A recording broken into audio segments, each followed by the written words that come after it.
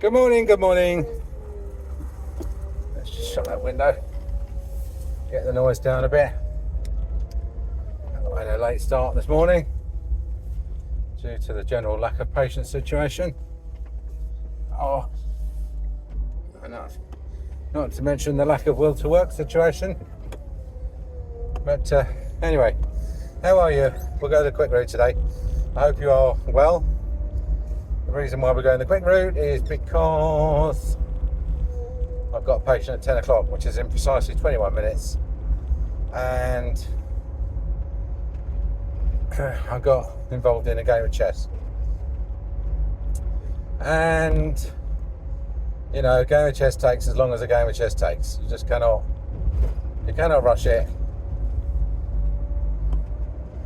I was supposed to play in 5 minutes. We ended up playing it in 10. So what are you going to do? Get a chess clock. I know you're going to say, get a chess clock. I've got a chess clock, okay. What time do you use for your chess clock? Well, we use 11 minutes, no increment. So 11 plus 0, for those of you who know, in the know. So, anyway, what are we talking about today? I thought you were going to decide on a subject. Okay. Let's talk about chess then. Now, a lot of people like chess, a lot of people don't understand chess. A bit like Bitcoin. People either like it, understand it, love it, or they don't understand it, can't play it, and won't be taught. You know, I've tried to teach one of my nurses how to play chess because she said she would like to learn, but after a couple of games she quickly decided that it's not the sort of game that she would enjoy, so we gave up, which is a shame because it's not a complicated game, but it is sort of it's got two problems. One is it's as complicated as you want to make it, because you can think as far ahead as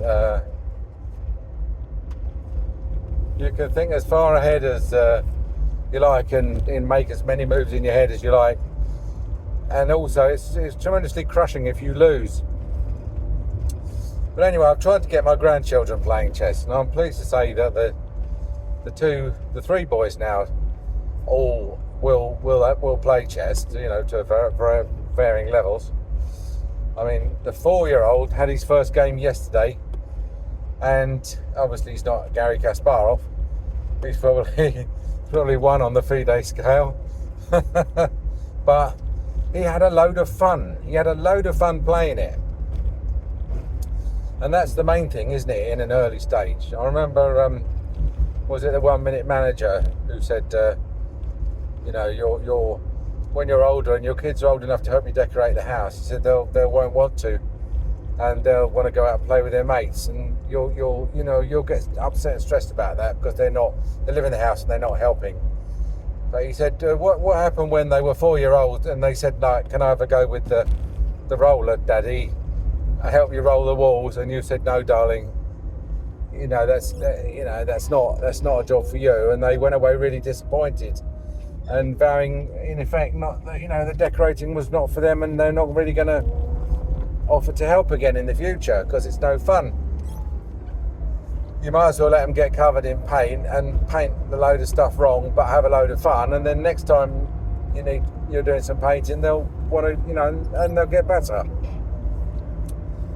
So I'm playing this 4-year-old, right? His first chess game, and we set the pieces up, as they're supposed to be set up, and he's calling the knights horses, which is like he's grating a bit, and you don't know whether to call the castles or rooks. But castles is better because they look like castles. Do you know what I mean? It's don't fight, fight reality. And so I'm telling him that pawns move forward, and they can move 2 on the first go, and after that only 1, but then they take diagonally. So, and he's making all these moves. They're all wrong, and I'm saying no. They can't go there. They can't jump over that. And that was the first game, right? So then, anyway, by sheer power of the contrivance, I managed to make him win. And that, of course, made it fun. He was like, this is great, I'm good at this game, I'm going to win. And it quickly became apparent that basically he wanted to take one of my pieces every single move. And I don't mind that at all, because at 4-year-old you do not have the foresight to think, if I move this here, then next move it'll be do something good. And that's because they don't have their brain hasn't developed the capacity yet, the reasoning capacity. And that's why it's pointless saying to a 4-year-old, don't eat sweets, because if you do, you'll get holes in your teeth. They have not got the reasoning capacity to connect whether or not they eat the sweets today with whether or not they're going to get a hole tomorrow. So I'm learning stuff all the time off this 4-year-old. He's really, really teaching me stuff. So the other thing I learned off him, as I say, is that he wants to take a piece every move. So basically the gratification for him in the chess was to take my bits off the board. So, and he was saying to me, can I do this? Can I do that? And I got this standard reply, well, in a real game, no, but in our game, because we invent the rules, then yeah, that's fine. So he's moving his bits all over the board randomly, taking my pieces off the board until I got no bits left, and so that's how he won the second game. So then we start the third game. He still loves chess. He thinks it's a great game, and he's actually conceptualised it now, not only as a battle but as a story, as a field of dreams, a narrative. It's got a narrative attached to it, which is whatever you like, and that's what kids do so well. They play with their toys, and their toys, like a wooden block becomes a lorry, and a stick becomes a crane, and stuff like that. And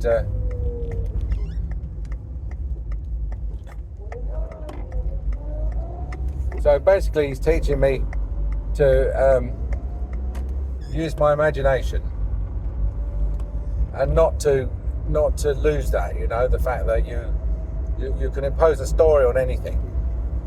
And also he's teaching me that it's natural and it's human nature to want to kill someone every time you get a chance, and defeat the enemy by any means possible, inside or outside the rules, which leads me to suspect that various dictators around the world played more chess when they were young. They might have learned a valuable lesson. Been a bit more moderate in their approach to life. So we start the third game, and of course the first thing that happens is that one of his pawns comes straight out, takes one of my pieces. I move one of my pieces. That pawn that's come straight out then moves right across the board, takes the other piece that I've moved. In other words, he's taking every bit that I've moved, right? Which is fine. I don't mind. I'd far rather sit there across the table playing chess with him than listen to him shout, "I'm hungry," or "Where's my tablet?" So, tablet as in iPad, not tablet. So, anyway, after a while, he puts two pawns together on one square. And I've sort of noticed this, but I don't see anything. And after a while, he said they're on the same square because they're in love. So I'm like, okay, we're moving up to a whole new level of conceptual Dadaism here, aren't we now? Then the next new rule was he tipped the king and the queen forward on their faces, and I said to him, I think he knocked them over, and I said to him, well, what's happened there? And he said, they're crawling onto the battlefield because they're on their faces. So king and the queen are now in the SAS, and they're crawling underneath barbed wire while the machine gun fire goes on over the top of them. Then he decided he likes the knights best, or the horses as he calls them, and so he asked me if he could swap my two knights for his two bishops. And I, of course, said, yeah, that's fine, don't mind that at all. So there we were. He's playing with 4 knights, 2 black, 2 white. And I'm playing with 4 bishops, 2 black, 2 white. So that was, I was very happy about that, because he really did like the knights, you know. I think that they're a bit like seahorses, aren't they? They're a bit cute, and so he just liked them. In fact, after the game, they carried them around for a bit until his mother came to pick him up, because he liked them carrying around 2 black and 2 white knights. Anyway, the next rule was that if he took one of my pieces, that he could have all of the pieces that I'd taken off of him back and put them back on the board. And then so he won that game. That's the 3rd game. And then the 4th game, he changed his tactic entirely. He said, what he did was he took one of my pieces and then said to me, next time, Grandad, you know, you can take this piece with your piece. You can take my piece. And that's because I had been sort of quite subtly, I thought, pointing out to him that, you know, he could make legal moves and take pieces. He didn't have to jump pawns all over the place and land on the top of. Oh, and incidentally, if you were going to take a piece, you had to say "pow" when you were moving it. Otherwise, it didn't count. So when it came to my move, to make sure that I did take his piece, he actually moved my piece for me. So he was moving his own pieces into places where he thought that I could take him, and then to make sure that I took them, he was then taking them for me. So, and I said to him, "What are you doing?" Because I'd taken about 8 of his pieces, and he hadn't taken any of mine. He says to me, "Granddad," he says, I'm so good at chess," he said, "I'm giving you a chance."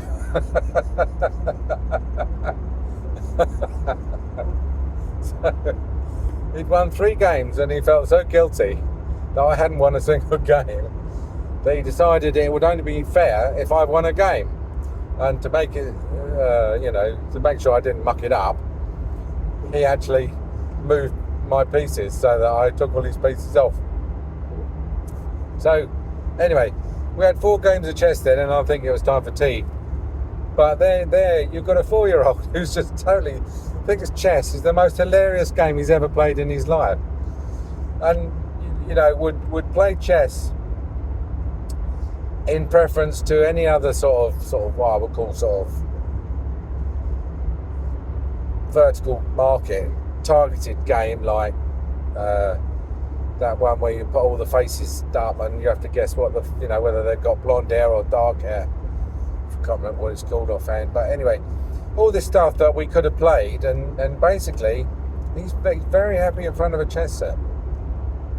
His eyes light up now when you bring out a chess set. And then eventually he's going to, when he's a bit older, he'll learn the correct moves and everything. And so hopefully I'll have another chess playing grandson.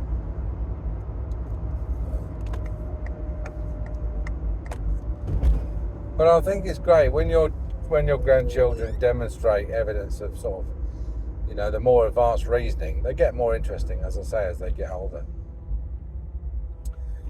One of my other grandsons has learned the first 12, 16 or something elements of the periodic table because of the initialisms. Well, I don't know if it's a mnemonic or an acronym, but it's HeLiBeBCNOF and NeNa MgAlSiPSCl. And if you look at the periodic table, you can see that's just a way of remembering the first elements in order. HeLiBeBCNOF is hydrogen, helium, lithium, beryllium, boron, carbon, nitrogen, oxygen, and fluorine. He's a Russian spy, by the way. And the rest of them are NeNa MgAlSiPSCl. That's neon, sodium is NeNa. Muggle, magnesium, aluminium. SiPS is silicon, phosphor, sulfur, and then chlorine. So, not that it's ever been any use to me at all to know that, but it's a useful little party trick. And he's memorised that, you know. I said, you know, I say to him, like, can you remember the names of those 2 Russian spies?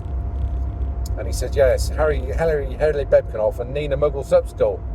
I said, yeah, he's put a lot of work into memorising that as well, because I tell you, they're not, you know, that's not the sort of thing you'll memorise on your first or second attempt.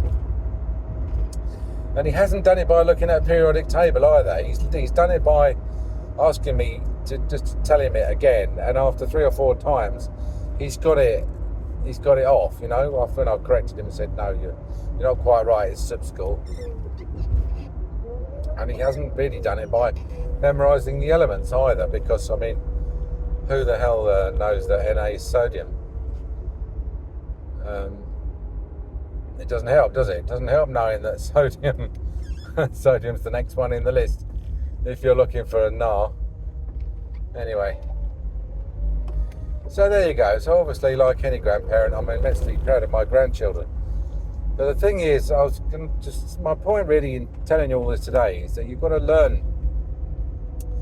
learn from your kids, okay? And I don't mean sort of they can teach you a load of stuff that you never knew or don't know or couldn't know or couldn't learn. They do teach you stuff that you couldn't learn anywhere else. And that is not to forget stuff that you used to know as a child. That is the ability to impose a narrative on something, to turn, you know, like Mary Poppins said, in everything there is to be done, there is an element of fun. And you mustn't forget to interject the element of fun. And also breaking the rules. You know, he's... a game of chess with him is complete anarchy. Complete anarchy. And it also taught me that if you're playing against an opponent who can make up the rules and writes the rules, you can't win. And sometimes you are playing against an opponent like that. I mean, I felt that we were sort of, it was a bit like that when we were fighting the Department of Health. They were a massive, great department with no ethics, no scruples, and a massive, great comms department that could launder steamroller over us, whatever we tried to do. So no wonder we lost. And that's why I was happy to let it go, because we couldn't have won. It's like you're playing football with the football and the other guy's playing with a Challenger 2 tank. So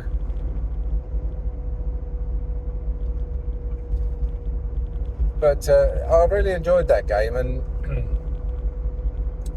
I'm glad he played me for the 4 games, because I was trying to teach him to play chess, and he wasn't trying to teach me to do anything, but he taught me so much about just, carrying the knights, which he ended up renaming them. He called them push it jumps, because you push them and then they jump. So he never called them knights. He said, I'm going to move my push it jump.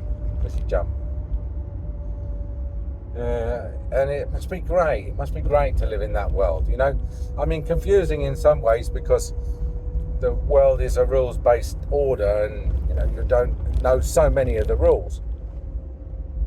But then you don't care. Do you know what I mean? When you're that young, you only take in what you can absorb. You don't absorb anything like for example, these 2 pawns that are on the same square because they were in love. After a couple of minutes, he said, "Oh well, he put them in other squares. He said he can go there and he can go there." And immediately I'm thinking, okay, there's 2 pawns, both male, in love. Okay, but he's too young to really have conceptualised homosexual relationships.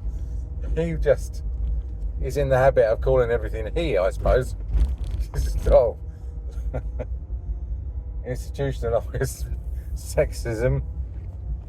He called the pawns he. And and decided that they were in love, and then they split up. So, all right. I'll see if I can find a parking space now. Not a parking space in sight.